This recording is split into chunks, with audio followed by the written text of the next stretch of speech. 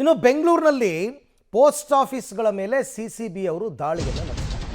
Post office ಮೇಲೆ ಯಾಕಪ್ಪ ಅಂತ ಎಲ್ರಿಗೂ ಅನುಮಾನ ಬರುತ್ತೆ. ಕಾರಣ ಬೆಂಗಳೂರಿನಲ್ಲಿ ಕೊರಿಯರ್ನಲ್ಲಿ ಡ್ರಗ್ಸ್ ಬರ್ತಾ ಇದೆಯಂತೆ. ನ್ಯೂ ಇಯರ್ ಪಾರ್ಟಿಗೆ ವಿದೇಶದಿಂದ ಈಗ ಡ್ರಗ್ಸ್ ಸಪ್ಲೈ ಆಗ್ತಾ ಇದೆ. ಸೊ ಬೆಂಗಳೂರಿನಲ್ಲಿ ಪೋಸ್ಟ್ ಆಫೀಸ್ಗಳ ಮೇಲೆ CCB ಅಧಿಕಾರಿಗಳು ದಾಳಿ ನಡೆಸಿದ್ದಾರೆ. ಬೆಂಗಳೂರಿನ 3 ಕಡೆಗಳಲ್ಲಿ ದಾಳಿ ನಡೆಸಿ ಪರಿಶೀಲನೆಯನ್ನು ಮಾಡಿದ್ದಾರೆ. ನೋಡಿ, ಈ ಹಿಂದೆ 20ನೇ ತಾರೀಕು ಅಕ್ಟೋಬರ್ 20ನೇ ತಾರೀಕು ಚಾಮರಾಜಪೇಟೆ ಪೋಸ್ಟ್ ಆಫೀಸ್ ಮೇಲೆ ರೇಡ್ ಮಾಡಿದಾಗ ಬರೋಬ್ಬರಿ 21 ಕೋಟಿ ಮೌಲ್ಯದ ಡ್ರಗ್ಸ್ ಪತ್ತೆಯಾಗಿತ್ತು. ಸೊ ವಿದೇಶದಿಂದ ಬಂದಿದ್ದ ಕೊರಿಯರ್ಗಳಲ್ಲಿ ಡ್ರಗ್ಸ್ ಪತ್ತೆಯಾಗಿತ್ತು. ನೋಡಿ, ಅವರು ಈಗ ಪ್ರೈವೇಟ್ ಕೊರಿಯರ್ಗಳಲ್ಲಿ ತರಿಸಿದ್ರೆ ಗೊತ್ತಾಗುತ್ತೆ ಅನ್ನೋ ಕಾರಣಕ್ಕೆ ಅವರು ನಿಮಗೆ ಥ್ರೂ ಪೋಸ್ಟ್ ಕಳಿಸ್ತಾರಂತೆ. ಅಲ್ಲೂ ನಿಮಗೆ ಸ್ಪೀಡ್ ಪೋಸ್ಟು ಅದು ಇದು ಎಲ್ಲ ಬರುತ್ತಲ್ಲ, ಕೊರಿಯರ್ಗಳು ವಿದೇಶದಿಂದೆಲ್ಲ ಅಲ್ಲಿ ಪಾರ್ಸಲ್ ಬರುತ್ತೆ. ಅದರಲ್ಲಿ 21 ಕೋಟಿ ಮೌಲ್ಯದ ಡ್ರಗ್ಸ್ ಪತ್ತೆಯಾಗಿತ್ತು. ಹಾಗಾಗಿ ಬೆಂಗಳೂರಿನ 3 ಪೋಸ್ಟ್ ಆಫೀಸ್ಗಳ ಮೇಲೆ ದಾಳಿ ನಡೆಸಿ ಪರಿಶೀಲನೆಯನ್ನು ಮಾಡಲಾಗ್ತಾ ಇದೆ. ಹೆಂಗಿದ್ರು ಹೇಳಿ ಕೇಳಿ, ಈಗ ನ್ಯೂ ಇಯರ್ ಬರ್ತಾ ಇದೆ, ಹೊಸ ವರ್ಷಾಚರಣೆಗೆ ಡ್ರಗ್ಸ್ ಬೇಕು. ಆ ಡ್ರಗ್ಸ್ನ ಸಪ್ಲೈ ಮಾಡೋದಕ್ಕೆ ಪೋಸ್ಟ್ ಆಫೀಸ್ಗಳ ಮೊರೆ ಹೋಗಿದ್ದಾರೆ ಅಂತ ಗೊತ್ತಾಗಿದೆ. ಈ ಬಗ್ಗೆ ಮತ್ತಷ್ಟು ಮಾಹಿತಿ ನನ್ನ ಕೊಲೀಗ್ ಉಮೇಶ್ ಅವರಿಂದ ಪಡ್ಕೊಳ್ಳೋಣ. ಉಮೇಶ್, ಈಗ ಪ್ರೈವೇಟ್ ಕೊರಿಯರ್ಗಳಲ್ಲಿ ಕಳಿಸಿದ್ರೆ ಗೊತ್ತಾಗುತ್ತೆ ಅನ್ನೋ ಕಾರಣಕ್ಕೆ ಥ್ರೂ ಪೋಸ್ಟ್ ಅವರು ಈಗ ಡ್ರಗ್ಸ್ ಕಳಿಸ್ತಾ ಇದ್ದಾರೆ ಅಂತಕ್ಕಂಥ ಮಾಹಿತಿ. ಇಂಥ ಪ್ರಕರಣಗಳಲ್ಲಿ ಒಂದು ವೇಳೆ ಡ್ರಗ್ಸ್ ಸಿಕ್ಕಿದ್ರೆ, ಈಗ ಸಿಕ್ಕಿದೆ 21 ಕೋಟಿ ಮೌಲ್ಯದ್ದು, ಪೋಸ್ಟ್ ಆಫೀಸ್ ಅವರನ್ನು ಹೊಣೆಗಾರರನ್ನಾಗಿ ಮಾಡಲಾಗುತ್ತಾ, ಹೇಗೆ ಇದು? ಸೊ ದಾಳಿ ಮಾಡಿದ ನಂತರದ ಕ್ರಮಗಳು ಹೇಗಿರುತ್ತೆ ಅಂತ?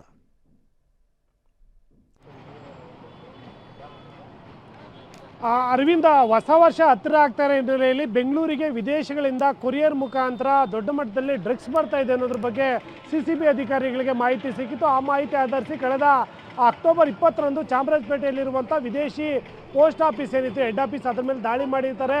ದಾಳಿ ಮಾಡಿದಂಥ ಸಂದರ್ಭದಲ್ಲಿ 3,500 ಇವು ಪೋಸ್ಟ್ಗಳ ಕೊರಿಯರ್ಗಳನ್ನ ಚೆಕ್ ಮಾಡಿದಂಥ ವೇಳೆಯಲ್ಲಿ 606 ಪೋಸ್ಟ್ಗಳಲ್ಲಿ ವಿದೇಶಗಳಿಂದ ಬಂದಿದ್ದಂಥ ಡ್ರಗ್ಸ್ ಕೂಡ ಪತ್ತೆಯಾಗಿತ್ತು. ಆ ಹಿನ್ನೆಲೆಯಲ್ಲಿ ಇವತ್ತು CCB ಪೊಲೀಸರು ಪೋಸ್ಟ್ ಆಫೀಸ್ಗಳು ಸೇರಿದಂತೆ ಕೆಲವೊಂದು ಟ್ರಾವೆಲ್ ಏಜೆನ್ಸಿಗಳ ಮೇಲೆ ಕೂಡ ಈಗ ದಾಳಿ ಮಾಡಿ ಪರಿಶೀಲನೆ ಮಾಡ್ತಾ ಇರುವಂಥದ್ದು.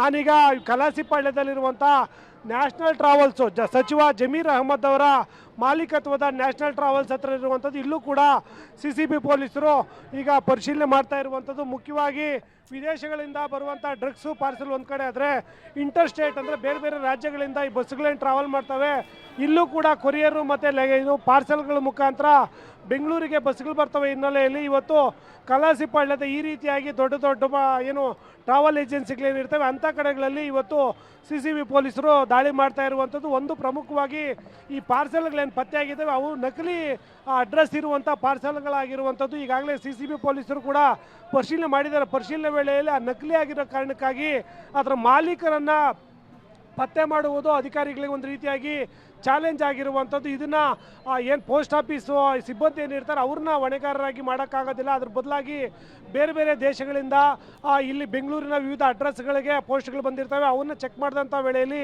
ಈ ಡ್ರಗ್ಸ್ಗಳು ಪತ್ತೆ ಆಗಿರುವಂಥದ್ದು. ಹಾಗಾಗಿ ಆ ನಕಲಿ ಅಡ್ರೆಸ್ಗಳೇನಿದ್ದಾವೆ ಅವನ್ನು ಕೂಡ ಪತ್ತೆ ಮಾಡುವಂಥ ಕೆಲಸ ಮಾಡ್ತಾಯಿದ್ದಾರೆ. ಮತ್ತೊಂದು ಕಡೆ ಈಗೇನು ನ್ಯೂ ಇಯರ್ ಬರ್ತಾ ಇದೆ, ಈ ನ್ಯೂ ಇಯರ್ಗೆ ಬೆಂಗಳೂರಿಗೆ ದೊಡ್ಡ ಮಟ್ಟದಲ್ಲಿ ಡ್ರಗ್ಸ್ ಬರುತ್ತೆ ಅನ್ನೋ ಆಧಾರದ ಮೇಲೆ, ಆ ಮಾಹಿತಿ ಆಧಾರದ ಮೇಲೆ ಇವತ್ತು ಪೋಸ್ಟ್ ಆಫೀಸ್ಗಳು, ನ್ಯಾಷನಲ್ ಟ್ರಾವೆಲ್ಸ್ ಏಜೆನ್ಸಿಗಳು ಈ ರೀತಿಯಾಗಿ CCB ಪೊಲೀಸರು ದಾಳಿ ಮಾಡಿ ಎಲ್ಲ ಕಡೆಗಳಲ್ಲೂ ಕೂಡ ಪರಿಶೀಲನೆ ಮಾಡ್ತಾ ಇರುವಂಥದ್ದು. ಡಾಗ್ ಸ್ಕ್ವಾಡ್ ಇರೋ ಕಾರಣಕ್ಕಾಗಿ ಡ್ರಗ್ಸ್ ಏನಾದರೂ ಇದ್ದರೆ ಅದು ಡಾಗ್ ಸ್ಕ್ವಾಡ್ ಪತ್ತೆ ಮಾಡುತ್ತೆ ಅನ್ನೋ ನಿಟ್ಟಿನಲ್ಲಿ ಡಾಗ್ ಸ್ಕ್ವಾಡ್ ಜೊತೆಗೆ CCB ಅಧಿಕಾರಿಗಳು ಕೂಡ ಈಗ ಎಲ್ಲ ಕಡೆ ಪರಿಶೀಲನೆ ಮಾಡ್ತಾ ಇರುವಂಥ ಸದ್ಯಕ್ಕೆ ಈಗ ಸಚಿವ ಜಮೀರ್ ಅಹಮದ್ ಅವರ ಒಡೆತನದ ನ್ಯಾಷನಲ್ ಟ್ರಾವೆಲ್ಸ್ನಲ್ಲಿ ಪರಿಶೀಲನೆ ನಡೀತಾ ಇರುವಂಥದ್ದು.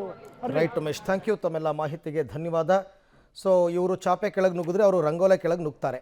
ಎಲ್ಲೋ 1-2-3 ಕಡೆ ಡೆಲಿವರಿ ಆಗಿರ್ಬೋದು ಅದು ಆ ಥರದ ಪಾರ್ಸಲ್ಗಳು. ಬಟ್ ಅಷ್ಟರಲ್ಲಿ ಎಚ್ಚೆತ್ತುಕೊಂಡು ಈಗಾಗಲೇ 21 ಕೋಟಿ ಮೌಲ್ಯದ ಡ್ರಗ್ಸನ್ನು ಪತ್ತೆ ಹಚ್ಚಿದ್ದಾರೆ CCB ಪೊಲೀಸರು.